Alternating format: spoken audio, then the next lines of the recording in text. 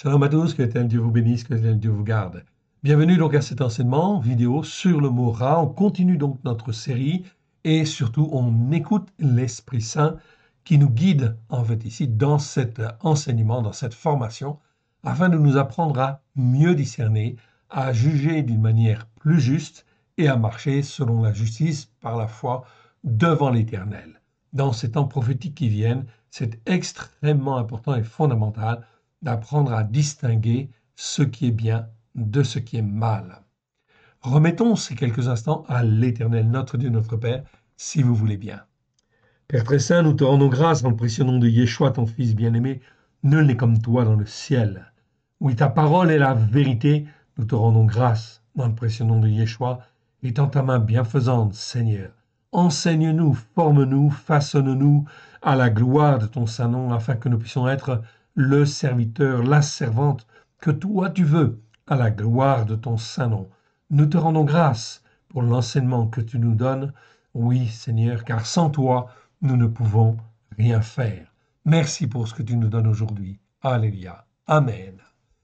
Nous sommes arrivés donc dans Job en fait ici, donc chapitre, attendez un instant, voilà, chapitre 2, en fait ici, verset 3. J'agrandis un petit peu, en fait ici, voilà, donc ça devrait en fait aller, donc on est dans Job, un tout petit peu moins, pour que ça ne dépasse pas, voilà. Donc Job, chapitre 2, verset 3. En fait, ici, l'Éternel dit à Satan, « As-tu remarqué dans ton cœur, mon serviteur Job, il n'y a personne comme lui sur la terre, c'est un homme intègre et droit, craignant Elohim, et se détournant de ce qui est mal, il demeure ferme dans son intégrité, et tu m'excites à le perdre sans motif. » Donc on voit ici quelque chose d'extrêmement intéressant. On l'avait vu déjà au chapitre 1er, se détournant de ce qui est mal. Donc la notion de bien et de mal, en fait ici, était en fait ici très clairement définie ou définissable au temps de Job, c'est le temps des patriarches. C'est avant en fait Abraham, oui bien sûr. Ok. Donc on voit que là, on savait discerner et certains pouvaient en fin de compte distinguer ce qui est bien, ce qui est mal. C'est le cas en fin de compte de Job, de Yov. Donc c'est extrêmement intéressant en fait ici parce que cela veut dire que la Torah en fait ici était enseignée pour ceux qui le veulent. Oui bien sûr, ceux qui veulent écouter pouvaient écouter et pouvaient mettre en pratique. La Torah n'était pas écrite à ce moment-là, elle était transmise par voie orale. Oui bien sûr, elle venait de Adam. Oui bien sûr. Ok, qui en fait était dans le jardin d'Éden? Souvenez-vous, et en fin de compte, qui, étant dans le jardin d'Éden, avaient effectivement à leur disposition l'arbre de la vie et l'arbre de la connaissance du bien et du mal. Donc cette notion de bien et de mal, elle existe en fin de compte dans le cœur des descendants d'Adam, déjà en fin de compte, ok, dès le départ, puisqu'effectivement ça fait partie de l'héritage des descendants d'Adam. Bien sûr, cette notion du bien et du mal est déformée en fait ici au travers, en fin de compte, de la vie, en fin de compte, des croyants. Et effectivement, en fait, ici, quand ils sont, en fait, grands ou adultes, ils ont perdu, en fait, ici, pas mal, en fait, de choses de leur connaissance ou de leur héritage spirituel. C'est donc extrêmement important lorsque nous donnons notre cœur et notre vie à Yeshua, eh bien, nous sommes lavés, purifiés, sanctifiés de nos péchés, de nos transgressions, de nos iniquités, mais nous avons besoin d'apprendre, d'être formés, d'être instruits, d'être façonnés. Voilà pourquoi nous avons absolument besoin de la Torah. Car la Torah est parfaite, car la Torah est la vérité. Évidemment, en fait, psaume 119, verset 142, Torah Emet, en fait ici, ta Torah est la vérité. Psaume 19, verset 8, en fait ici, ta Torah est parfaite, elle restaure l'âme. Donc l'âme, en aucune manière, ne peut être transformée, façonnée, en fait ici, si effectivement on n'est pas enseigné dans la Torah. Oui, bien sûr. Voilà la différence justement entre les vierges folles et les vierges sages dont parle Yeshua. Les vierges sages, elles sont vierges, donc elles sont lavées par le sang de l'agneau. Les vierges folles sont aussi sages, elles sont lavées par le sang de l'agneau, oui. Mais les vierges folles ne cherchent pas à s'instruire, ne cherchent pas à se façonner, d'être en fait ici à la ressemblance en fin de compte du Père et du Fils. Résultat des courses, elles restent folles. Les sages, au contraire, elles ont compris, elles s'instruisent, elles ont de l'huile dans leur lampe, et lorsque Yeshua revient, en fait ici, on le voit très bien, Yeshua ouvre la porte aux vierges sages, mais les vierges folles restent dehors. Et même Yeshua dit, je ne vous connais pas. C'est donc extrêmement important. Revenons donc à la définition, on va donc étudier ce passage plus avant, car nous voyons là effectivement que Satan est là, comme en fin de compte un tentateur, oh oui bien sûr, ok. Il est là, en fait ici, il a toujours été là depuis le début, oh oui bien sûr, et il tente bien sûr, et effectivement il entraîne et les uns et les autres à ne pas écouter. Donc chaque fois que l'on n'écoute pas et que l'on ne met pas en pratique, cela veut dire qu'on écoute quelque part Satan. D'une manière ou d'une autre, effectivement, on se laisse entraîner par, en fin de compte, des mauvais esprits qui, effectivement, en fait ici, sont là et ont toujours travaillé au travers des siècles pour empêcher, effectivement, les croyants de grandir, en fin de compte, dans la vérité. Mais l'Éternel Dieu, en fait ici, par son esprit, au travers de Christ Yeshua, eh bien, pour qui le veut, en fait ici, eh bien, l'Éternel ne le lâchera jamais et ne le laissera pas s'entraîner. Il est le maître des circonstances, le maître du ciel, le maître des cieux. C'est ce que nous voyons là aussi avec Job, avec Yov. Oui, Satan est là et il veut perdre, effectivement, en fait ici, Job, Yov. Il veut le perdre, il veut le détruire. C'est bien l'image de Satan vis-à-vis de tous les croyants. Mais l'Éternel Dieu ne permet pas, et ne permet pas, en fin de compte, que les uns et les autres puissent se perdre, en fait, dès lors qu'ils cherchent à s'attacher à l'Éternel Dieu, le Tout-Puissant. Oui, bien sûr.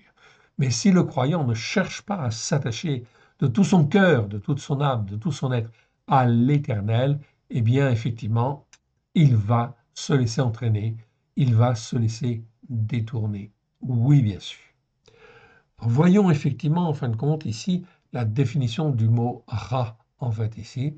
La définition du mot ra, on l'a ici, je la revois, on l'a revue en fait encore, et on la reverra en fin de compte chaque fois en fonction aussi des éléments de l'actualité, afin de nous apprendre, en fait, ici, à mieux comprendre, à mieux discerner. C'est extrêmement important. Le rôle, en fin de compte, bien sûr, notre rôle à nous, à l'école Yeshua, et bien sûr d'enseigner, en fait ici, d'accomplir notre rôle prophétique, en fait ici, à savoir effectivement d'enseigner, en fait ici, de détruire, en fait ici, tout ce qui n'est pas conforme à ce que Dieu, en fin de compte, veut, mais aussi à bâtir et à construire, mais pas n'importe comment, sur les racines hébraïques de la foi. Nous étudions le mot ra, donc on va en fin de compte l'approfondir en fait encore, et je vais vous montrer encore quelque chose tout à l'heure, encore d'extrêmement intéressant. Resh Aïn, comme vous le voyez en fin de compte ici à l'écran, ok, c'est effectivement les racines, la racine du mot ra. Ok, effectivement, on le voit ici. Ra, Resh Aïn, ça existe 663 fois dans 623 versets. C'est un adjectif. Numéro Strong 07 451. Si cela existe 663 fois, c'est effectivement que le Seigneur a jugé utile, en fait ici, de le répéter 663 fois pour nous aider à comprendre ce qui est mal et ce qui est bien devant l'Éternel. Évidemment. Donc il ne l'a pas dit une fois, deux fois, trois fois, cinq fois, donc quand même 663 fois. Rassurez-vous, nous verrons tous les versets. Tous les versets, pourquoi? Tout simplement parce que, effectivement, après avoir vu la série sur en fait le jugement juste, comme quoi il faut avoir un jugement juste, on ne peut pas avoir un jugement juste si on n'écoute pas et on ne met pas en pratique pour apprendre à distinguer ce qui est bien de ce qui est mal. Donc là, on étudie ce qui est mal. 663 fois dans 623 versets, la première fois où le mot apparaît, c'est Genèse 2.9. On y reviendra. Genèse 2.9, où on parle de l'arbre de la connaissance du bien et du mal. C'est bien l'arbre de la connaissance du bien et du mal. On traduit par arbre, ok, mais c'est tout en fait ce qui permet en fait d'apprendre à distinguer en fait ici ce qui est bien de ce qui est mal. C'est donc extrêmement important en fait ici. Donc c'est pas un arbre physiquement, okay, mais symboliquement en fait ici on peut en fait traduire par arbre. Oui bien sûr, ça nous permet effectivement de comprendre. On comprend très très bien cette allégorie, cette image, oui, du bien et du mal. La notion, en fin de compte, de mal, en fait, ici, il faut effectivement la détailler au travers des versets. Donc, le mot ra veut dire mal, mauvais. Ce qui est mal, ce qui est mauvais, les graves. Selon, effectivement, les racines hébraïques anciennes, la racine, en fait, ici, resh aïn, est l'emblème de tout ce qui est terrestre, opaque et mauvais. Donc, ici, en fait, on dit terrestre parce que effectivement, ça s'oppose effectivement au spirituel. En hébreu, le terrestre s'oppose en fait au spirituel. Ce qui est terrestre et n'a pas de dimension spirituelle, ou peu en fait ici. Mais le terrestre a une raison d'être, oui bien sûr, pour nous former, nous façonner, nous instruire, nous apprendre à nous élever spirituellement au-dessus en fin de compte du terrestre afin de s'attacher à l'éternel Dieu, okay, au travers de Christ, son Fils bien-aimé. On est bien là dans la dimension spirituelle. On est bien là dans la formation, en fait ici, de l'âme, okay, de l'homme qui, elle, ne doit pas rester terrestre, qui, elle, doit être formée, façonnée selon les valeurs de Dieu, afin de s'attacher à l'éternel Dieu au travers de Christ Yeshua, et que s'attachant à l'éternel Dieu au travers de Christ Yeshua, elle puisse bénéficier de la vie éternelle. C'est donc très, très, très important. Donc là, on voit toujours la notion, en fait, ici, entre les vierges folles et les vierges sages. Les vierges folles ne s'intéressent pas, en fin de compte, à la dimension spirituelle pour s'attacher, en fait, encore et toujours à Dieu, pour se former, s'instruire. Au contraire, en fait, ici, elles considèrent tout simplement qu'elles sont lavées par le sang de l'agneau et que cela leur suffit. Elles attendent le jour de l'Éternel. Elles attendent le jour de la venue de Christ Yeshua. Mais en réalité, elles se trompent. Elles se trompent follement, effectivement, okay, tout simplement parce que le jour de l'Éternel est un jour terrible. C'est un jour de ténèbres et non pas de lumière. C'est écrit dans Amos chapitre 5, verset 18. Beaucoup d'autres versets, en fait, en témoignent. Donc, c'est bien, en fin de compte, vers le jour de l'Éternel, le jour du jugement, en fait, ici, pour toutes les nations, en fait, ici.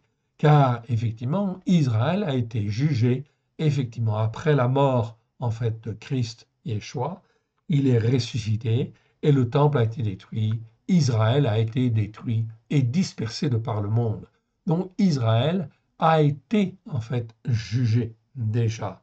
Et ce n'est plus le temps d'Israël, c'est le temps des nations, oui, bien sûr, qui est ouvert afin que les nations puissent écouter, comprendre en fait les Écritures, être un témoin et rendre jaloux en fait ici son peuple qui n'avait pas écouté. C'est bien effectivement le plan de l'Éternel, évidemment.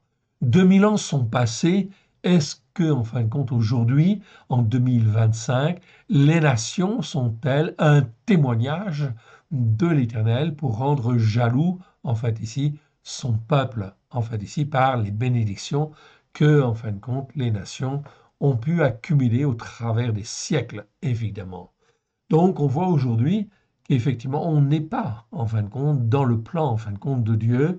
En 2025, ce n'est pas la Torah, en fin de compte, avec grâce et vérité, qui règne sur la terre au travers des nations. Donc les nations se sont, entre guillemets, plantées quelque part.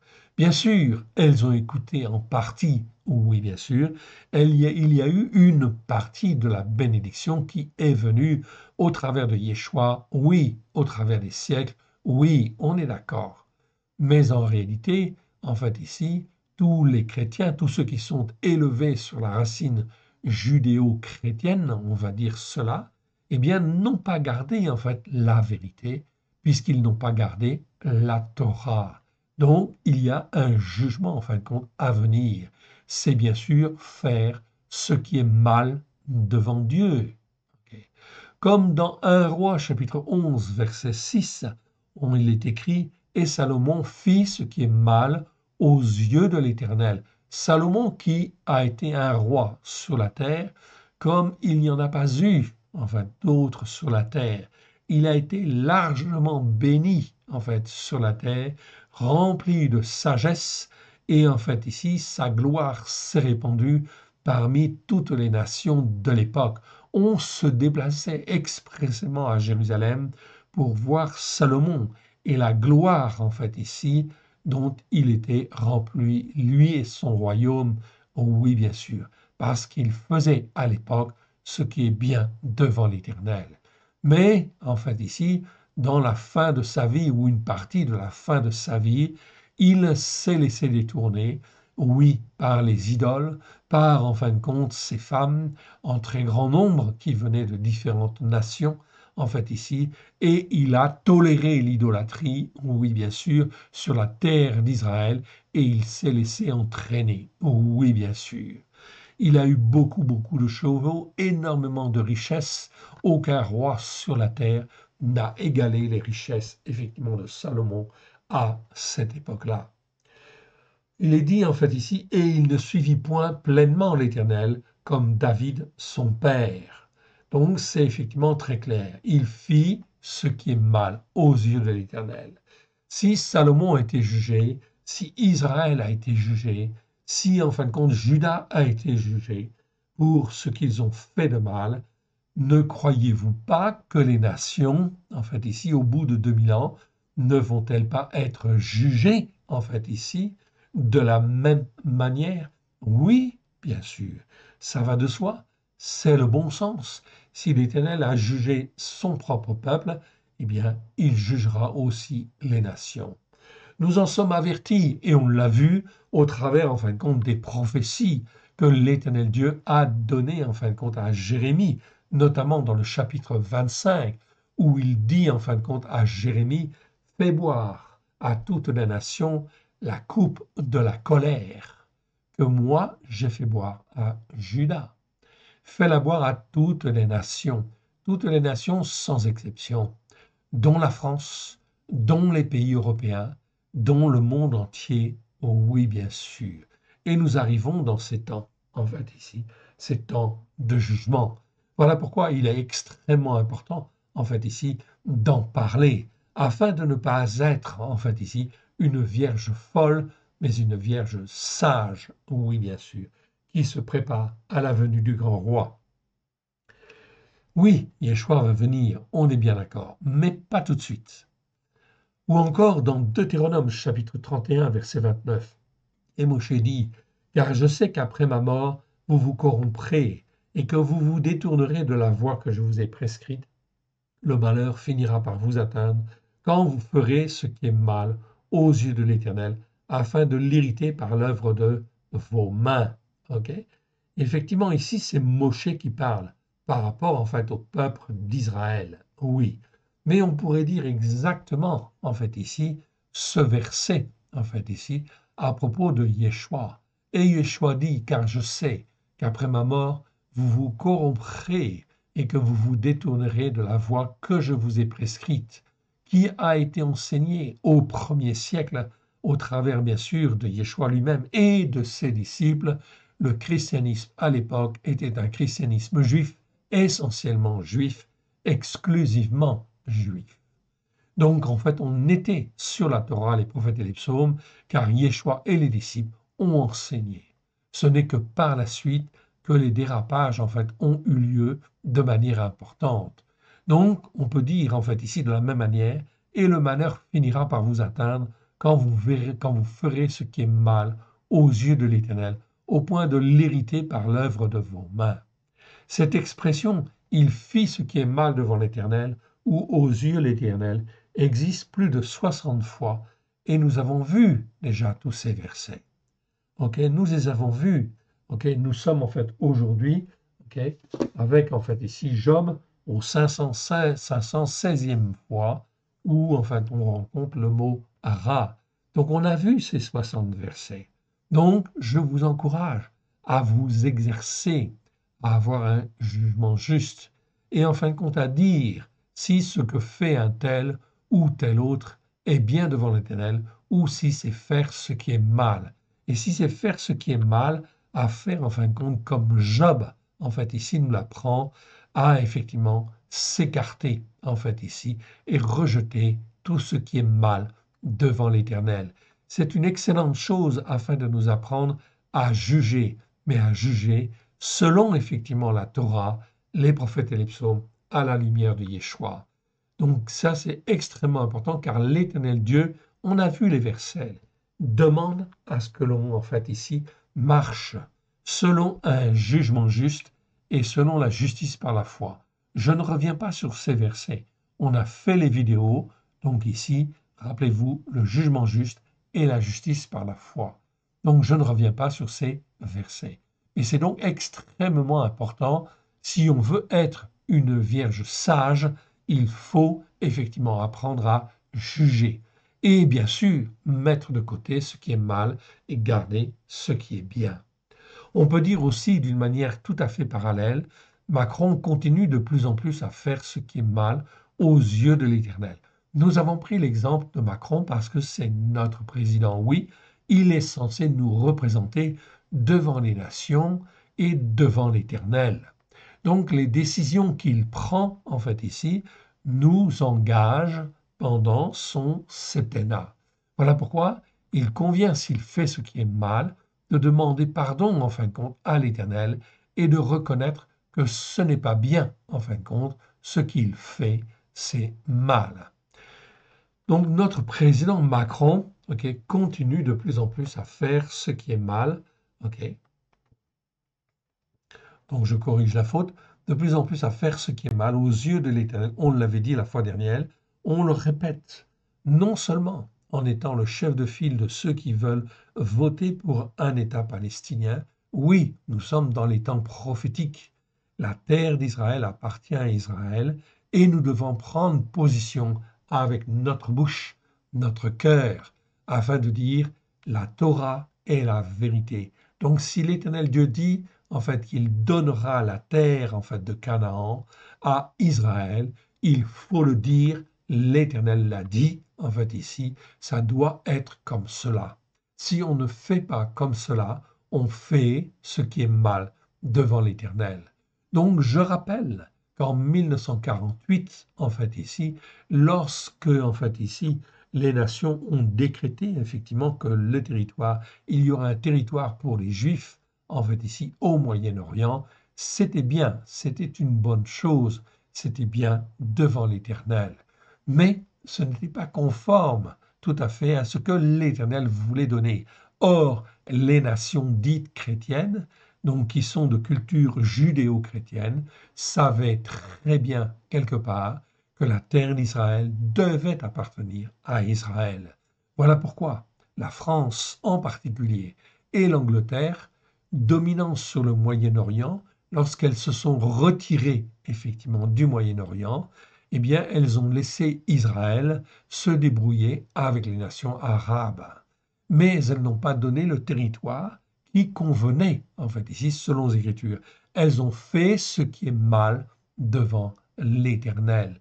Leur responsabilité est donc quelque part, en fait, très grande. Voilà pourquoi aujourd'hui, il y a des conflits et il y a, en fin de compte, des guerres. Oui, bien sûr.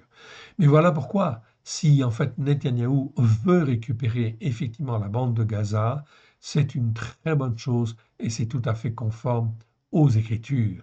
Il faut donc le soutenir. Si en fait on ne le soutient pas, on fait ce qui est mal devant l'Éternel.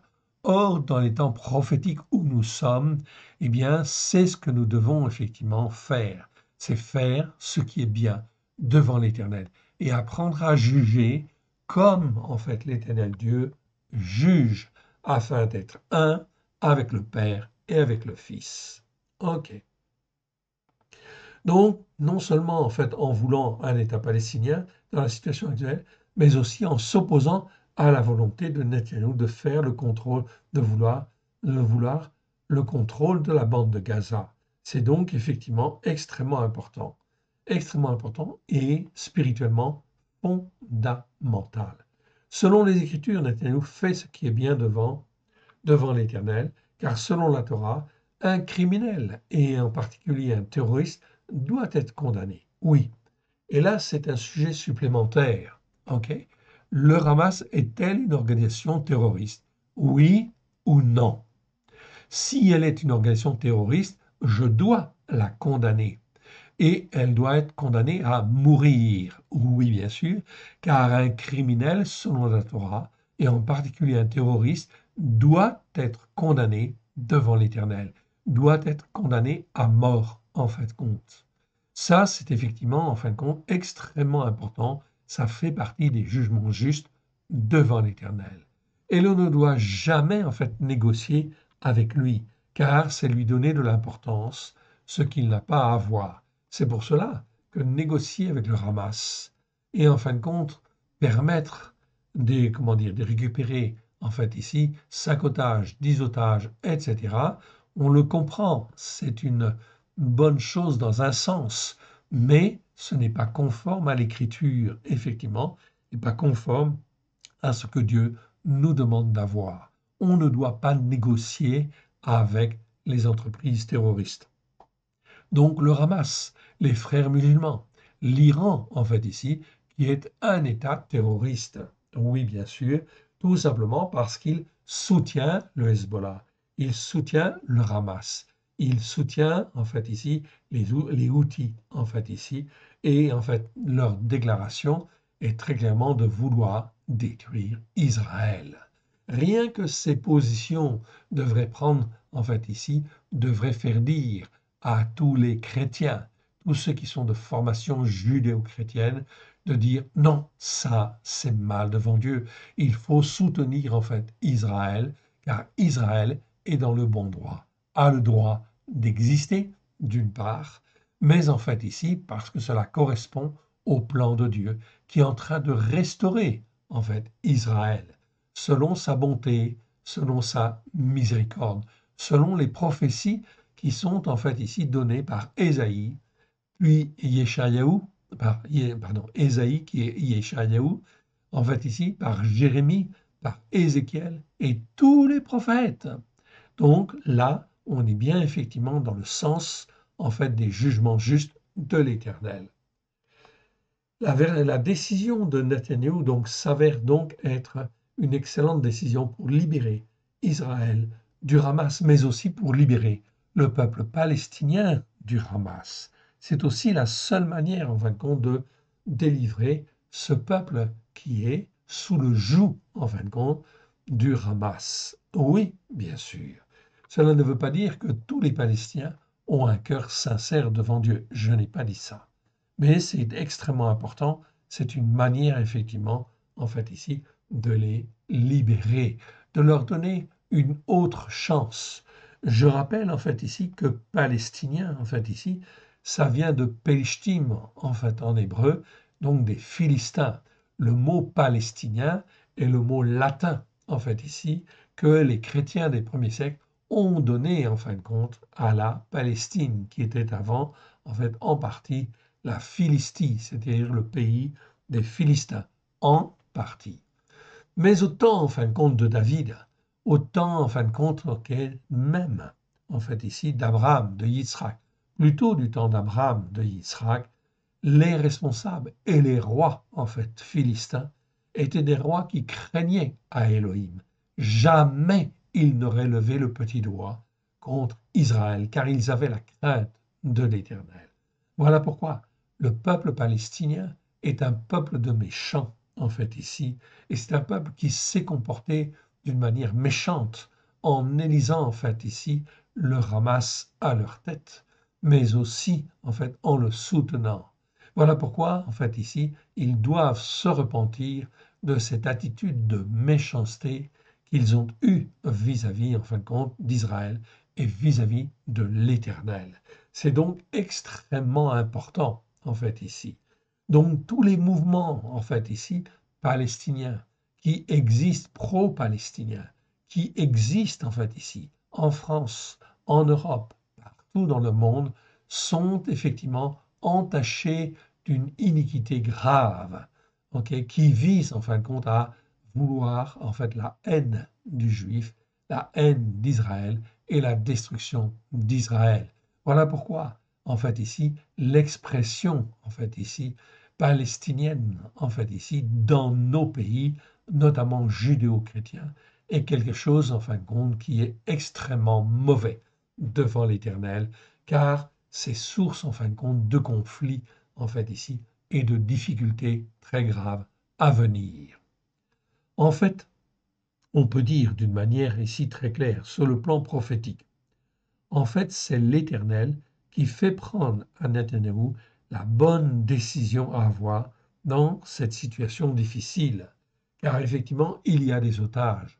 Alors, faut-il attaquer le Hamas jusqu'au bout et le poursuivre? Oui ou non? La réponse, selon les Écritures, est oui. Oui, bien sûr. Il doit être poursuivi afin qu'aucune organisation terroriste ne puisse à l'avenir prendre des otages et utiliser les mêmes processus. Voilà pourquoi, aujourd'hui, en fait ici, décider de récompenser le Hamas par, en fait ici, l'institution d'un État palestinien est une abomination devant l'Éternel. C'est, en fait ici, une transgression, c'est s'élever contre le plan de Dieu, en fait, d'une part, et c'est récompenser le Hamas, c'est récompenser les organisations terroristes en leur disant, si vous voulez obtenir quelque chose, oui, vous pouvez, en fin de compte ici, prendre des otages ou faire des attentats. Oui, bien sûr, c'est créditer effectivement leur action. Or, en aucune manière, on ne peut accepter, en fait ici, de favoriser, en fait ici, cette manière de faire. Non, ce n'est pas possible. Donc, pour toutes les nations dites judéo-chrétiennes, autant les autres nations peuvent faire des erreurs, mais les nations judéo-chrétiennes, ou qui a été élevée avec des notions chrétiennes, ne peut absolument pas permettre ce genre de choses, en fait, ici. Si elle le permet, cela veut dire quoi? Ça veut dire que la nation, en fait, ici, est en train de tomber dans une iniquité grave, une dégradation spirituelle intense, où se mêlent malice et perversité, où là, les esprits de Bélial peuvent agir. Esprits de Bélial, c'est-à-dire les esprits mauvais, les esprits, en fin de compte, antisémites, de meurtre, de prise d'otage, de trahison, de ceci, de cela, en fait ici, afin de tout faire pour obtenir ce que l'on veut, effectivement, même tuer des gens, même en fait ici, massacrer en fait des femmes, massacrer en fait des bébés, etc. Donc on ne peut pas accepter ce genre de choses et c'est contraire à la Torah. Selon la Torah, c'est l'Éternel et lui seul qui fait disparaître l'étranger hostile en fait de son territoire. Est-ce que en fin de compte Israël peut faire en fait exterminer le Hamas de la bande de Gaza? Non, il n'y a que l'Éternel qui peut le faire. Et cela ne se fera en fait ici que dès lors que Israël effectivement comprendra qu'il a un travail spirituel aussi à faire. Car aujourd'hui, en fait ici, est-ce qu'Israël, en fait ici, écoute et met en pratique la Torah avec grâce et vérité? La réponse est non. Et vous le voyez même, sur la terre d'Israël, une bonne partie, en fin de compte, des Juifs contestent la décision de Netanyahou. Mais en contestant, en fait ici, on peut dire d'une manière très claire, ils font ce qui est mal devant Dieu. Ils ne font pas ce qui est bien, car on ne peut pas négocier avec le Hamas. Et voilà pourquoi, en fait, les Juifs, aujourd'hui, d'une manière générale, en fait ici, n'écoutent pas la Torah pour la mettre en pratique comme il convient. Voilà pourquoi ils ont besoin du Mashiach, de Yeshua, en fait ici. D'une part, pour avoir en fin de compte, être lavé, purifié, sanctifié par le sang de l'agneau, mais aussi pour apprendre que la Torah doit être écoutée et mise en pratique avec grâce et vérité. Et normalement, c'était en fait les chrétiens en fait qui devaient montrer l'exemple. Voilà pourquoi l'Éternel Dieu suscite à droite et à gauche des croyants qui ne sont pas dans la théologie du remplacement, mais qui comprennent que la Torah est la vérité et que la Torah ne nous sauve pas, mais la Torah, en fin de compte, c'est Yeshua, le sang de l'agneau qui nous sauve. Il fait de nous des vierges, oui, mais il faut que l'on devienne des vierges sages et non pas des vierges folles. Donc on a besoin d'être instruit, d'être façonné. Et la seule manière d'être façonné, c'est comme Dieu le veut, c'est la Torah. Parce que la Torah est la vérité. Psaume 119, verset 142. Et également, Psaume 19, verset 8, ta Torah est parfaite, elle restaure l'âme. Même dans les traductions françaises aujourd'hui, en fait ici, nous avons ces versets. C'est vrai, ils sont un peu déformés, ok, et on peut très bien ne pas comprendre, je suis d'accord, ok, mais en fait ici, nous sommes là à l'école Yeshua pour dire en fait la vérité. Torah émet ta Torah est la vérité. Voilà pourquoi il faut l'écouter et la mettre en pratique. Ok. Ce qui veut dire que aussi Israël a donc bien un travail à faire sur soi-même et doit apprendre à écouter et mettre en pratique au plus profond de son cœur avec grâce et vérité. Mais qui va apprendre en fait aux Juifs de la tradition à écouter et à mettre en pratique au travers de Christ Yeshua? Tous ceux qui comprennent, tous ceux qui le veulent et qui ont en fait l'âme en fait ici pour vouloir sauver des âmes qui se perdent à droite et à gauche, tant chez les Juifs que chez les chrétiens. Oui, bien sûr. Nombre 34, en fait, ici, nous montre bien, je vous ai montré, en fait, ici, ce passage, montre que toute la terre de Canaan a été donnée par l'Éternel à Israël. La responsabilité de notre président est d'autant plus grande qu'il entraîne avec lui un certain nombre d'opposants qui se révèlent au final être contre l'Éternel lui-même. Cette attitude ne peut que conduire au malheur les nations concernées. Oui, donc les nations ici, en fait ici, elles écoutent, elles peuvent écouter, mais si elles écoutent en fait Macron, en fait ici, si elles suivent Macron, notre président, eh bien elles vont dans le mauvais sens. Voilà pourquoi il faut prier pour que notre président soit effectivement se repente ou n'aille pas jusqu'au bout, en fait ici, car s'il va jusqu'au bout, il va entraîner sur lui et sur la France des malédictions, oui, bien sûr, sur tous les Français, oui. En fait, ce qu'il ressort, c'est que l'antisémitisme caché dans tous les pays, et en particulier les pays européens, est en train de s'exprimer aux yeux de tous. Nous sommes dans des temps prophétiques dont l'Éternel Dieu permet ces choses-là. En fait, tout simplement pourquoi? Tout simplement pour que, en fin de compte, les âmes se révèlent telles qu'elles sont au plus profond de leur cœur. Voilà pourquoi l'Éternel Dieu veut nous fortifier, et les uns et les autres, afin que nous puissions être dans un bon témoignage par rapport à l'Éternel et par rapport à ce qui va se faire. Oui, bien sûr. Avec cette 88e vidéo sur le mot rat, nous sommes à la 516e fois où l'on trouve le mot rat. En tout, il y en a 623, 663. Je vous l'ai dit tout à l'heure, 663. Donc vous voyez, on a encore en fait un peu plus de 100 en fait ici, un peu plus d'une centaine en fait ici, versets à voir. Et on les verra tous, ok? C'est trop important. Cela nous enseigne très clairement que tous ceux qui n'écoutent pas, tous ceux qui n'écoutent pas les enseignements de la Torah, pour les mettre en pratique, font ce qui est mal aux yeux de l'Éternel. Donc aujourd'hui, on peut dire effectivement que tous les responsables spirituels font ce qui est mal, ont fait pendant des siècles ce qui est mal, en fin de compte, devant l'Éternel. Certes, je le répète et je le mets en fait en gras ici pour que vous puissiez bien le voir. Le photocopier, le copier, faire des copies d'écran si vous voulez. Certes, nous sommes sauvés par grâce, par le sang de l'agneau. Oui, c'est vrai, mais pour être transformés, façonnés à l'image du Père et du Fils. Et pour cette transformation, pour être transformé à l'image du Père et du Fils, nous avons absolument besoin de la Torah, qui est la vérité. Psaume 119, verset 142. Et un autre passage dit que la Torah est parfaite, elle restaure l'âme.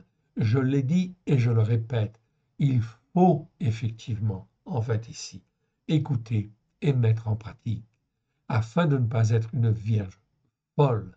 C'est ce que souligne exactement Yeshua en parlant des vierges folles et des vierges sages. À chacun donc de faire son choix, évidemment. Ok, pour les temps à venir, évidemment.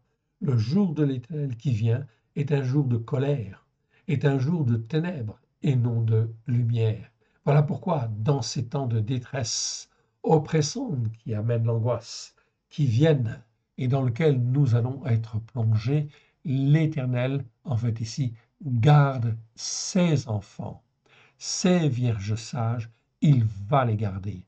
Il va leur dire, toi, mets-toi là, fais ceci, fais cela, etc. Témoigne comme ceci, témoigne comme cela. Nous n'avons rien à craindre de ce qui vient. Comme Job, en fait, ici, n'a rien à craindre. Il reste ferme dans sa foi, en fait, ici, au regard des circonstances qui viennent. Revenons à Israël. L'opposition du peuple, j'en ai parlé tout à l'heure, au plan de l'Éternel consiste, selon les Écritures, à faire ce qui est mal devant l'Éternel. Donc il faut apprendre, en fait, à juger. Même si vous vous trompez, en fait, ici, en ce moment, aujourd'hui même, en fait, ici, il faut que vous appreniez à juger, afin de grandir spirituellement. Le jugement, en fait, il va avec le fait de régner. Donc si effectivement on ne règne pas dans notre vie, on n'apprend pas à juger, on ne peut pas régner dans notre vie. Cela veut dire que Satan, en fait, ici, va dominer d'une manière ou d'une autre. Or, dans nos cœurs et dans nos vies, c'est pas Satan qui doit dominer, c'est nous-mêmes qui devons dominer au travers, par la grâce de Dieu, au travers de Christ Yeshua. En effet, cette contestation se révèle, la contestation des Juifs vis-à-vis, en fin de compte, de Netanyahou, elle se révèle être une rébellion contre l'Éternel. C'est là aussi faire ce qui est mal devant l'Éternel. Ce n'est donc pas manifestement bon devant l'Éternel et contribue à des difficultés pour éradiquer l'organisation terroriste du Hamas.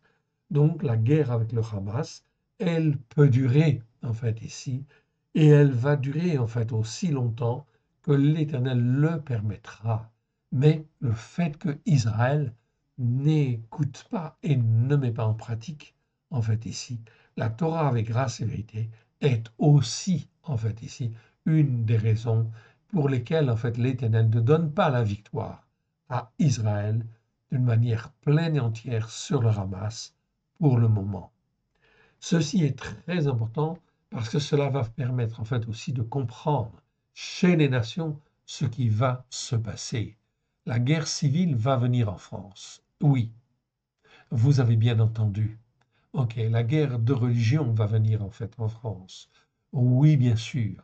L'opposition entre les judéo-chrétiens et en fin de compte l'islam va effectivement en fin de compte s'élever d'une manière très très forte en fait ici. Pourquoi? Tout simplement parce que en fait ici le malheur arrive conséquence des péchés, des transgressions, des iniquités.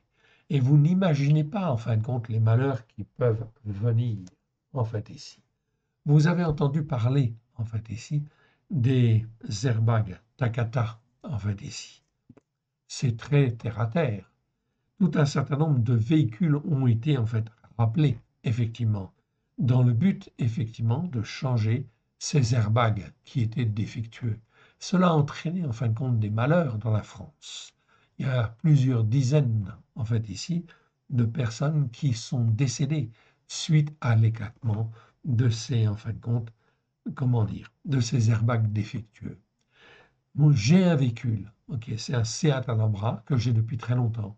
Je viens de recevoir, en fait, ici, une lettre du concessionnaire. Effectivement, mon véhicule, en fait ici, a un airbag Takata. Je le savais, mais je n'étais pas inquiet, étant dans la paix, en fin de compte, du Seigneur. OK? Et en fait, on m'a averti que je devais, en fin de compte, prendre contact avec, en fait, un, comment dire, un garage agréé dans le but de changer, en fait, ici, cet airbag Takata. OK? Très bien, au cours du dernier trimestre de cette année. Dès que j'ai reçu la lettre, je l'ai reçue il y a quelques jours, j'ai appelé, en fait, ici, mon concessionnaire. Oui, OK, directement, en fait, ici. Et en fin de compte, je lui dis, voilà, j'ai reçu, en fin de compte, une lettre et je dois effectivement changer, en fait, ici, vous amener mon véhicule afin de changer, en fait, ici, cet airbag défectueux.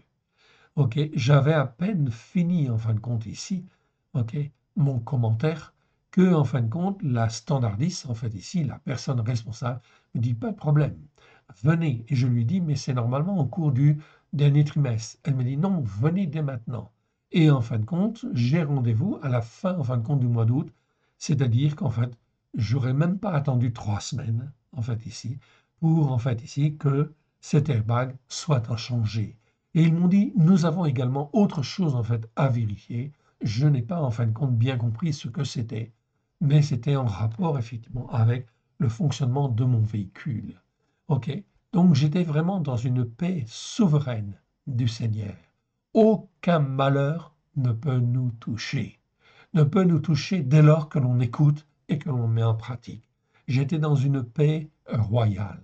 J'ai donc rendez-vous, en fait, je crois que c'est le 29 août, en fait, ici, OK, pour, en fait, changer cet airbag et, en fait, l'autre vérification, bien évidemment. Tout s'est passé d'une manière, en fin de compte, merveilleuse, tranquille, sous la grâce de l'Éternel Dieu. Je témoigne de ce point, en fait, ici, tout simplement, car l'Éternel est Dieu, est là, il nous garde, il nous protège.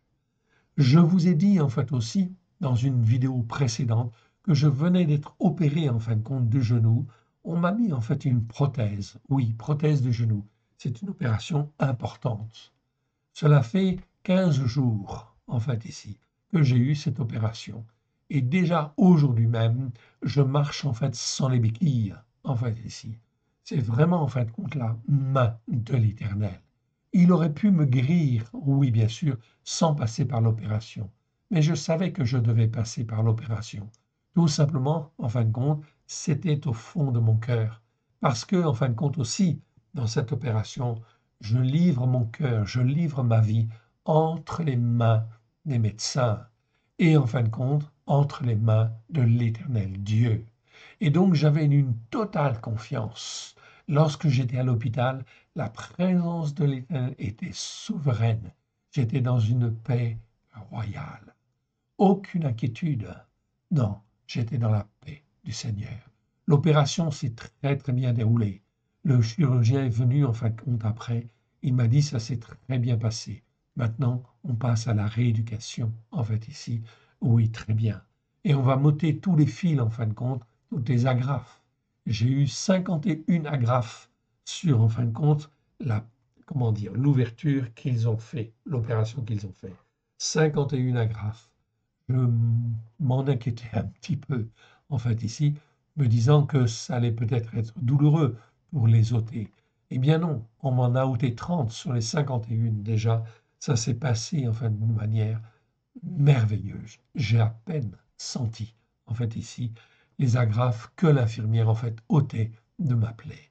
Et demain, on va m'ôter le reste, en fait, ici. Vous voyez, en fait, ici, nous n'avons rien à craindre de tous les malheurs qui vont venir, oui, sur la France, en fait, ici, sur nos pays européens, sur le monde entier. Il faut apprendre à marcher dans un jugement juste et selon la justice par la foi. J'insiste, en fait, ici. J'insiste parce que la Torah est la vérité. Il faut écouter et mettre en pratique avec simplicité de cœur. Si vous ne faites pas parfaitement, ce n'est pas grave. Mais il faut dire avec votre bouche, Torah émet, ta Torah est la vérité. Et il faut le dire aux voisins. Oui, bien sûr, aux voisins, aux prochains, en fait, ici. Après, c'est l'Éternel qui nous garde, en fait, ici. Nous avons appris aussi que d'autres, en fait, ici, en fait, malheur arrivé concernant les véhicules. Certains véhicules doivent changer leur moteur, je crois, en fait, ici. Donc, ça touche certains modèles, en fait, ici, mais c'est assez conséquent. Tout ceci, je suis en train de vous parler là de malheurs qui touchent l'économie. Les constructeurs sont gravement touchés, en fait, ici, et vont l'être de plus en plus. L'économie va être touchée d'une manière très, très grave. Très, très grave. Pourquoi? Pour que les malheurs, en fait, arrivent. Les malheurs, pour que les malheurs, en fait, arrivent, c'est la conséquence des péchés, des transgressions, des iniquités. Ce n'est pas le dérèglement climatique. Le dérèglement climatique est une conséquence des péchés, des transgressions, des iniquités. Le véritable problème, c'est en fait les péchés, les transgressions, les iniquités des hommes qui entraînent le dérèglement climatique, qui entraîne la fermeture des usines, qui entraîne en fait des incendies, qui entraîne des orages avec des grêles, qui entraîne en fait ici tous ces malheurs qui arrivent. Voilà pourquoi en fait ici j'essaie de vous montrer et de vous expliquer en fait ici que quel que soit le malheur en fait qui vient, si j'écoute et que je mets en pratique avec simplicité de cœur au plus profond de moi-même, l'Éternel Dieu nous garde dans sa grâce et nous montre le chemin, en fait, ici. Prions donc et regardons comment l'Éternel va faire avancer la prophétie du jugement. Ok, car le jour de l'Éternel est très dur, nous dit Yeshua. Ok, mais nous y allons. Le jour de l'Éternel, ok, ou le jour du jugement des nations, est un jour de ténèbres, est un jour, en fin de compte, de jugement et non pas de lumière. Donc, okay, il ne sert à rien d'attendre la venue de Yeshua en disant que Yeshua va venir et il va nous retirer en fin de compte de la terre. Non, ça c'est complètement faux. Ok, il faut que les malheurs arrivent parce qu'il faut que tous ceux qui sont dans la croyance fausse, dans la théologie du remplacement, soient placés en fin de compte dans la détresse oppressante qui amène l'angoisse pour qu'ils se posent les bonnes questions et qu'ils se rendent compte qu'ils ont fait ce qui est mal devant l'Éternel. Encore faut-il qu'il y ait des croyants qui disent en fait ici, Torah Tra Emet, ta Torah est la vérité. Voilà pourquoi vous qui m'écoutez, l'Éternel Dieu en fait espère en vous en fait ici que vous allez être son témoin, ok, ou sa témoin en fait ici, là où il vous place afin effectivement d'en sauver le plus possible. Ok, nous avons vu en fin de compte ici le mot ra et nous avons vu en fin de compte qu'il y avait une variante du mot ra, c'est le mot ra'a qui veut dire malheur. Je n'insiste pas plus avant, en fin de compte, avant là-dessus. Ok, on avait vu cette définition en fait ici, bien avant en fait ici. En définitive, en fait ici, selon les Écritures, je passe sur tout ça. Vous pourrez faire pause si vous voulez. En définitive, et selon les Écritures, je l'ai écrit en rouge, ok, le malheur Ra est très clairement la conséquence des péchés, des transgressions, des iniquités qui perdurent dans le temps. Donc ici, tous les péchés, les transgressions, les iniquités entraînent systématiquement les malheurs. Ok, toujours. Donc aujourd'hui, en 2025, même ceux qui se disent croyants, qui se disent être lavés par le sang de l'agneau, très bien, gloire à Dieu. Mais s'ils continuent en fin de compte à être dans le péché, les transgressions, les iniquités, en fait ici, notamment l'iniquité chrétienne, l'iniquité de la théologie du remplacement, cela veut dire qu'elles sont comme des vierges folles. Eh bien, celles-ci, en fait ici, Yeshua le dit, elles ne rentrent pas, en fait ici, dans le royaume de Dieu. La porte, en fait, leur est fermée au nez. Et Yeshua dit, je ne vous connais pas.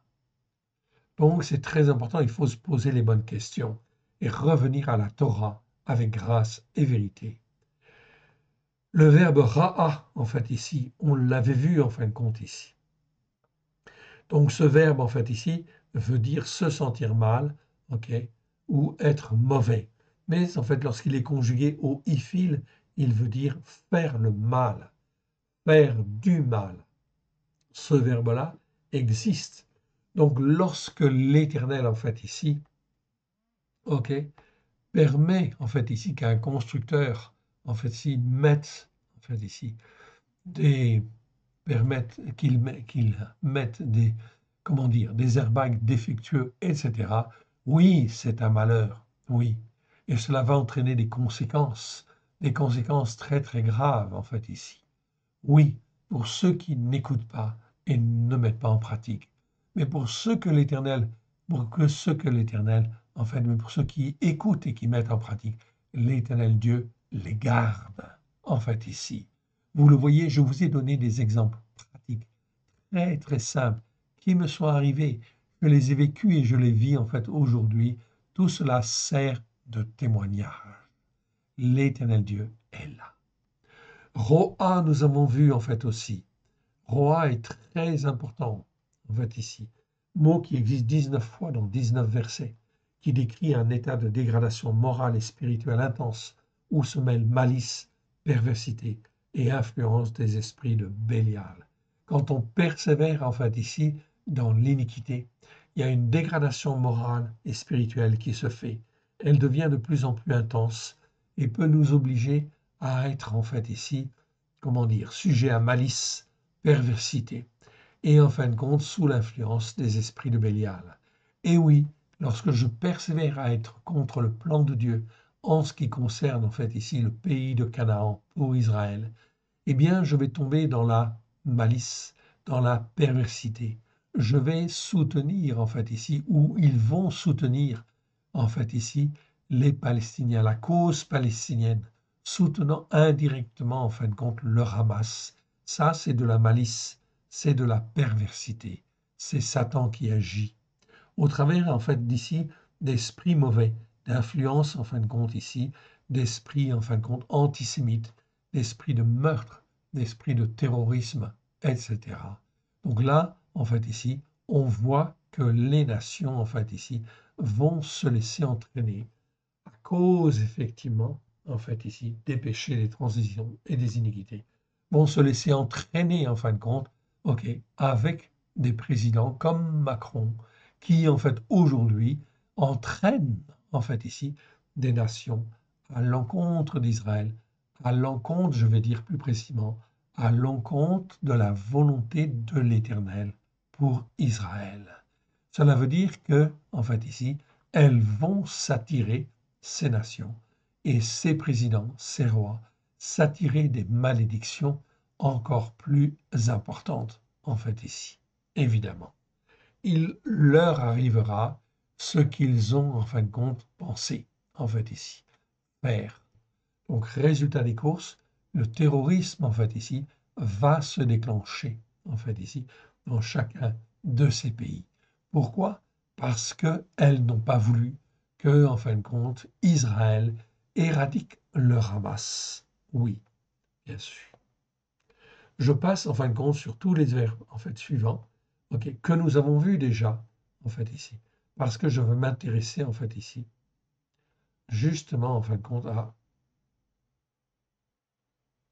au passage, en fin de compte, de Job, en fait, qui nous intéresse plus particulièrement, en fait. Donc, je vais réduire, en fait, ici, autant pour moi, ok, donc je réduis, en fin de compte, ce passage, ok, afin de ne pas mettre trop de désordre, en fin de compte, dans ma base, ok, puisque nous avons vu cette définition, même si vous avez perdu un petit peu de temps dessus, c'est pas grave, en fait, ici, ok, mais c'était important. Important et fondamental, car c'est d'actualité. Ok. Donc, est-ce que, en fin de compte, ici, par rapport à l'actualité, est-ce que c'est bien ou c'est mal que le président Trump ait rencontré, en fait, ici, Poutine? OK. On répond à la question, c'est bien ou c'est mal?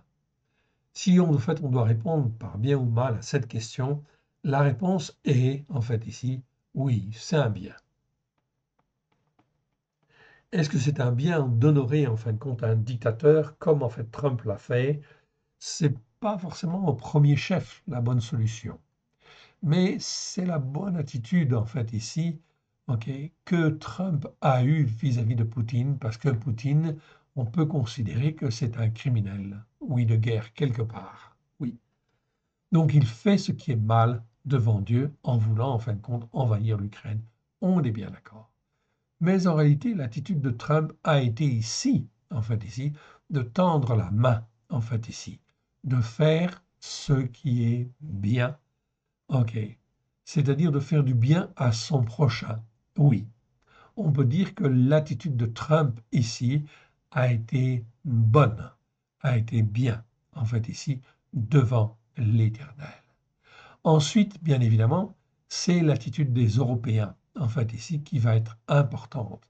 Car dans la suite des temps, ce n'est plus le problème de Trump directement, c'est le problème, en fin de compte, des pays européens avec l'Ukraine contre la Russie.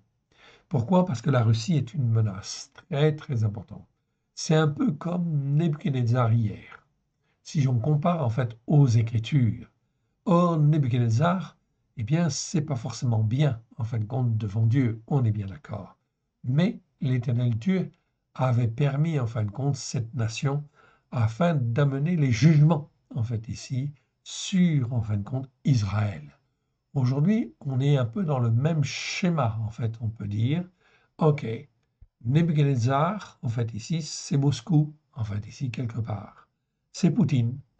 Et en fait, ici, Juda, en fait, hier, c'est l'Europe judéo-chrétienne. Eh oui. Donc, l'Europe judéo-chrétienne, est-ce qu'elle est dans une bonne attitude vis-à-vis de l'Éternel? Est-ce qu'elle fait ce qui est bien devant Dieu? Toutes les nations européennes, la France en fait en tête, fait ce qui est mal devant l'Éternel. Exactement, en fait ici, comme Judas faisait ce qui est mal hier devant l'Éternel au temps de Nebuchadnezzar. Donc, vous pensez bien que ce n'est pas fini avec, en fait ici, Poutine, oui bien sûr, et la Russie, oui bien sûr. Et j'ai bien peur que cela entraîne effectivement, conformément en fin de compte aux Écritures, des jugements qui soient très sévères pour l'Europe, oui bien sûr. Et cela va arriver, inévitablement. Pourquoi?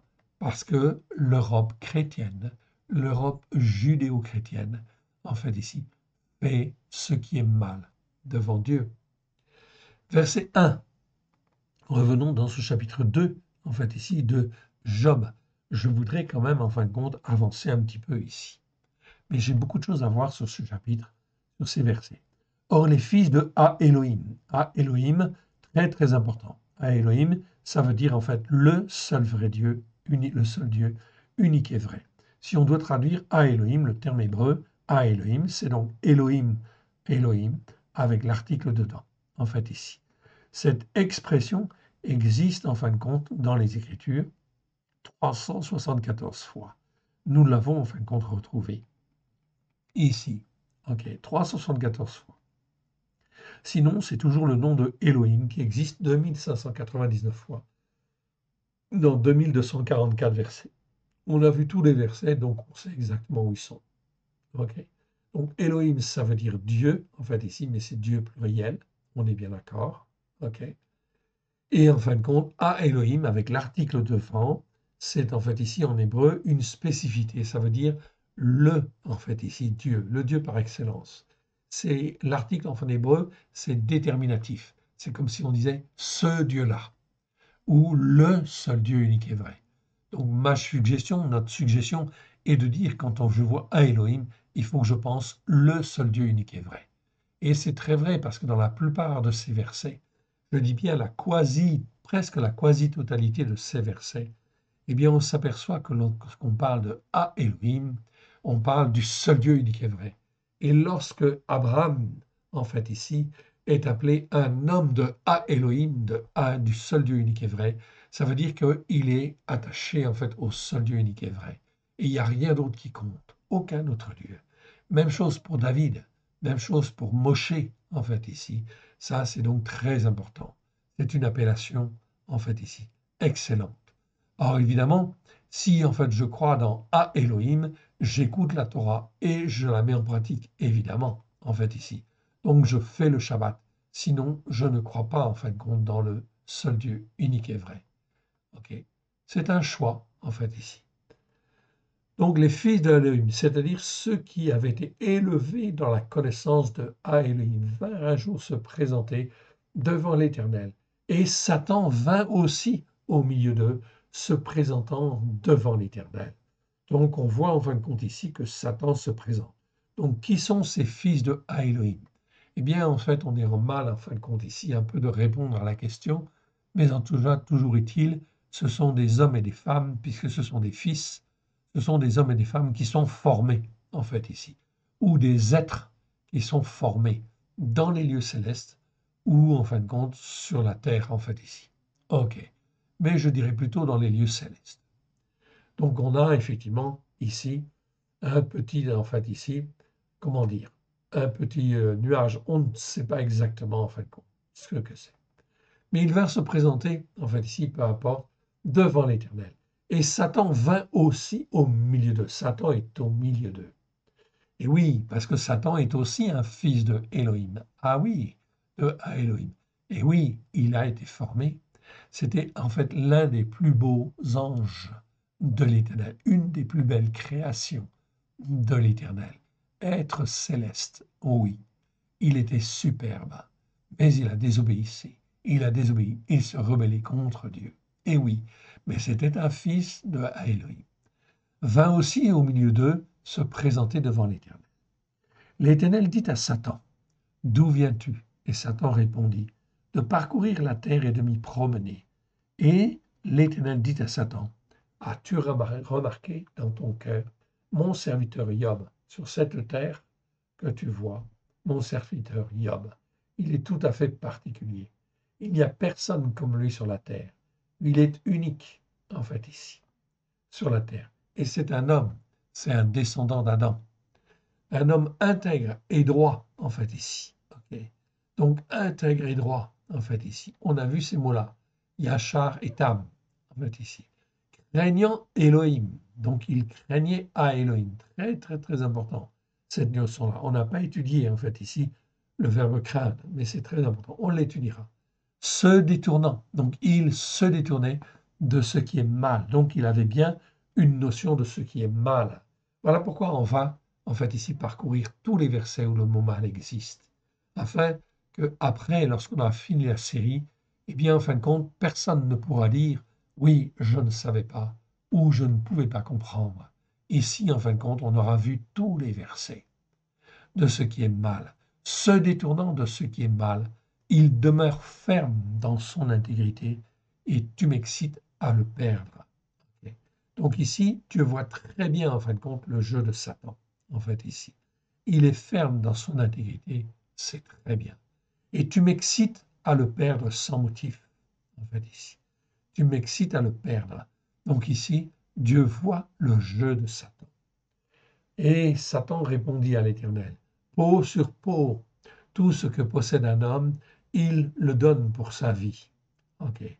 Mais étant ta main touche à ses os et à sa chair, et je suis sûr qu'il te maudit en face. Donc ici, Satan est en train de tenter Dieu. Il dit en fin de compte aussi, okay, il peut perdre tout ce qui est bien, tous ses biens. Okay, c'est ce qu'il a fait et il n'a pas lâché.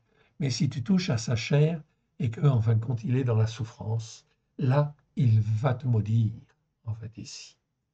Eh bien, en fin de compte, l'Éternel, en fait, ici, est prêt à prendre le pari, car il sait, en fait, ici, qui est Job. Il sait qu'il est ferme, qu'il est intègre et qu'il peut résister. Et l'Éternel va le garder. L'Éternel va le garder, en fait, ici. Jamais l'Éternel ne va perdre Job. C'est impossible. Okay?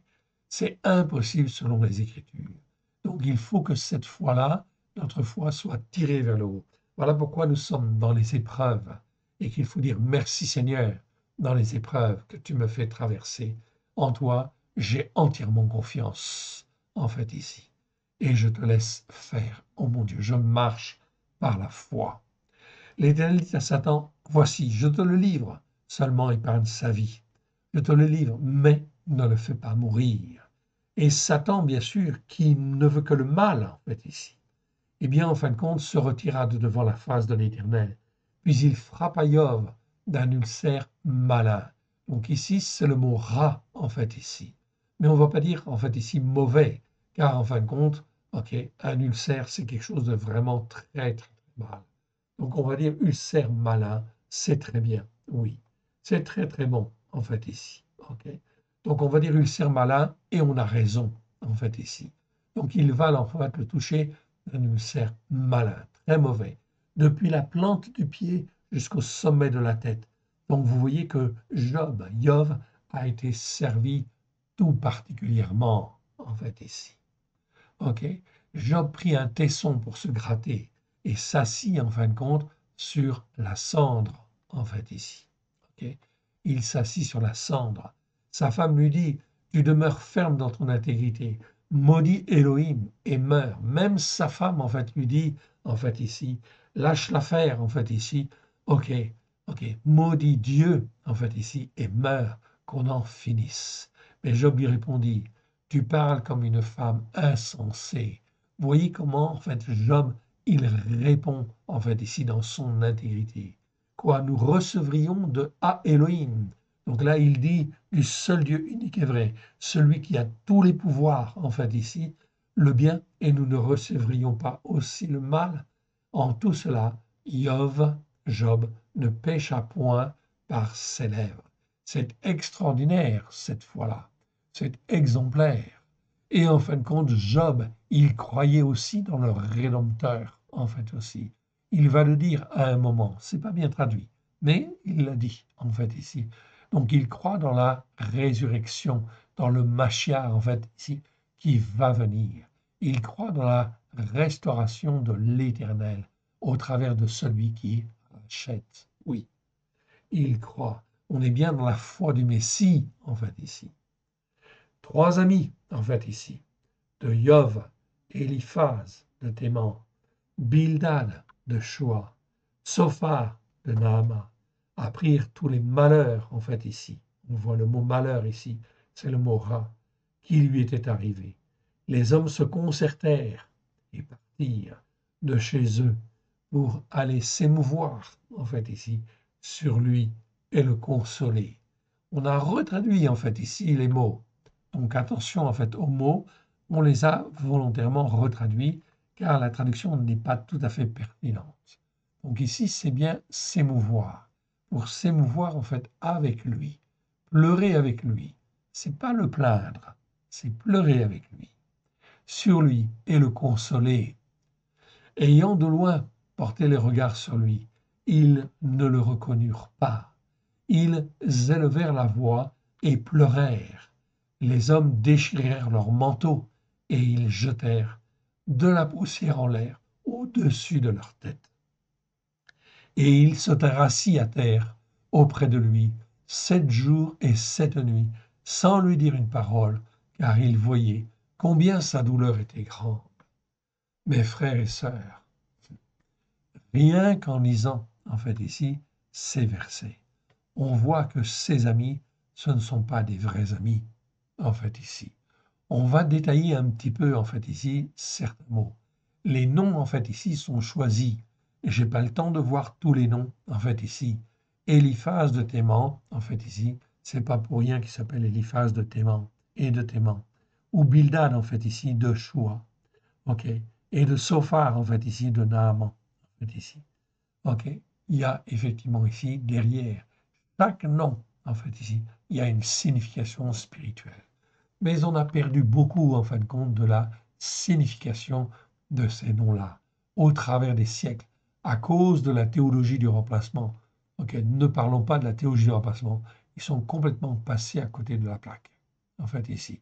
Quant à la théologie, en fait, ici, rabbinique, c'est-à-dire l'enseignement, en fait, traditionnel juif, bien sûr, la signification des mots, en fait, ici, en profondeur, l'étymologie des mots, en fait, ici, ils ne l'ont pas senti non plus. Voilà pourquoi Yeshua dit, vous êtes des hypocrites. Car en fait ici, vous n'écoutez pas la Torah avec grâce et vérité pour la mettre en pratique. C'est ça que Yeshua veut. c'est que l'on écoute et que l'on mette en pratique avec grâce et vérité au travers de Yeshua, évidemment. OK? 3 amis, en fait, ici. OK. Eh bien, le mot ami, en fin de compte, dans Job, existe 10 fois. OK. C'est le mot, en fin de compte, ici, Réa. On va s'y attarder 2 minutes. OK. Réa, 10 fois dans Job. OK. C'est toujours traduit par ami dans Job, dans la seconde. Chouraki ne traduit pas par ami, il traduit par compagnon. Rachi et second traduisent par ami. Effectivement, en français, on a un petit peu de mal, en fin de compte, à traduire le mot réa. Mais traduire le mot réa par ami, c'est pas tout à fait juste, en fait, ici. OK? Je vais vous le montrer pourquoi. Je vais vous montrer pourquoi. Et vous allez comprendre. Donc, on va prendre le mot réa, en fait, ici. On le voit, en fait, ici. Je vous le montre.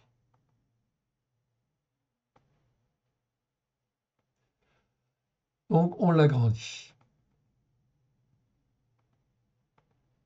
OK. Le mot réa, vous voyez, c'est comme le mot ra.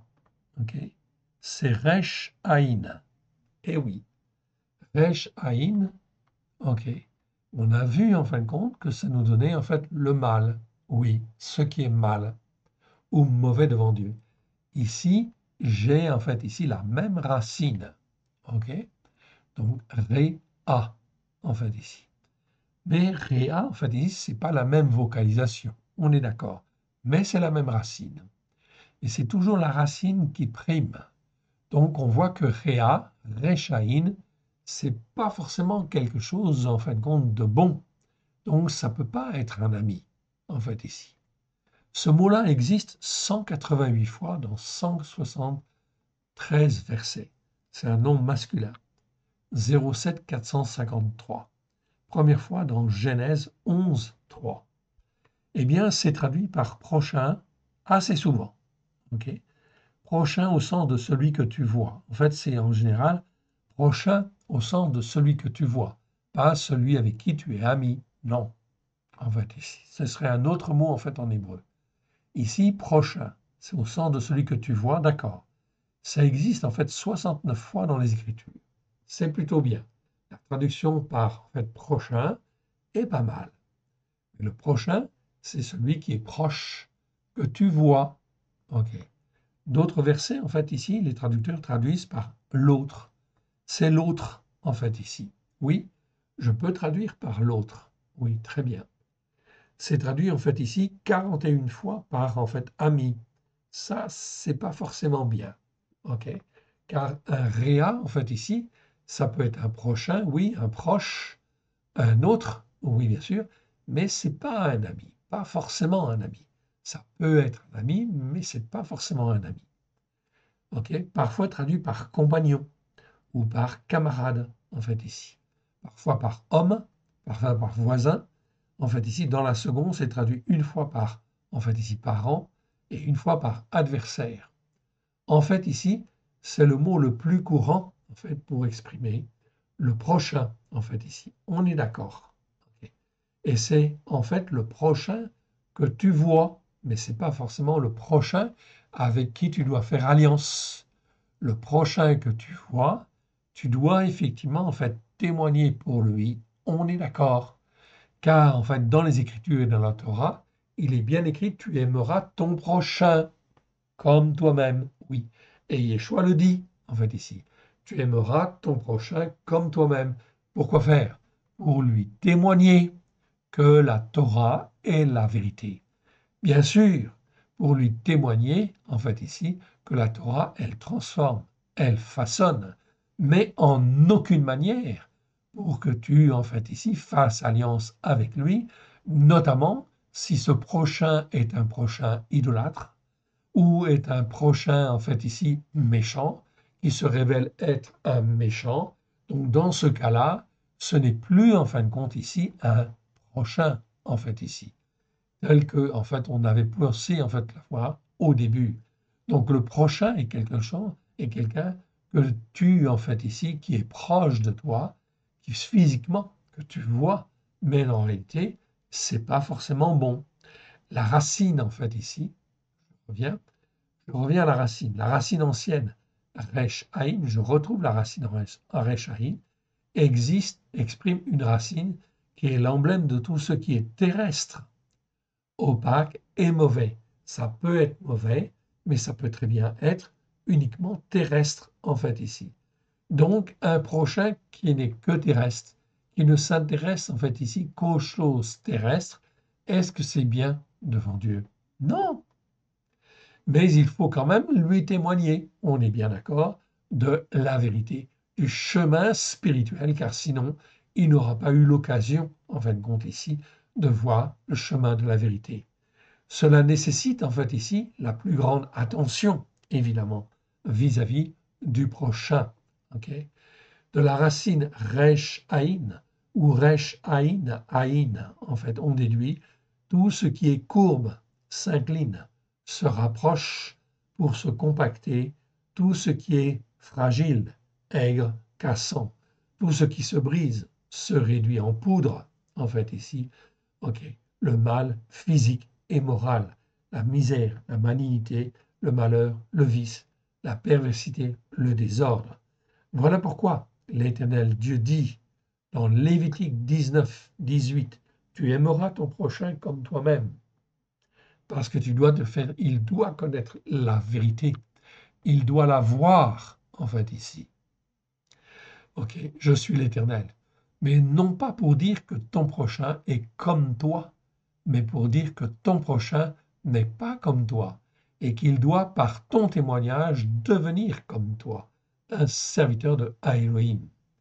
Le mot grec, en fait, ici, plésion, traduit par prochain, a le même sens, en fait, ici, qu'en hébreu.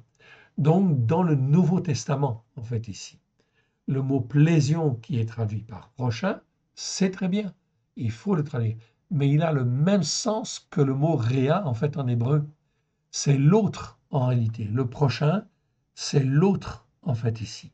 Celui que tu vois. Okay, la tradition juive dit que le prochain, c'est l'autre juif. Okay. La tradition chrétienne, au travers des siècles, en fait ici, eh bien, la tradition juive dit que le prochain, c'est le juif. Est-ce qu'ils ont raison de dire ça? La réponse est non. Oui, évidemment. C'est mal de dire ça. La tradition chrétienne dit que le prochain, c'est l'autre, même s'il est un méchant, en fait ici. Donc tout le monde, il n'est pas beau, tout le monde, il n'est pas gentil.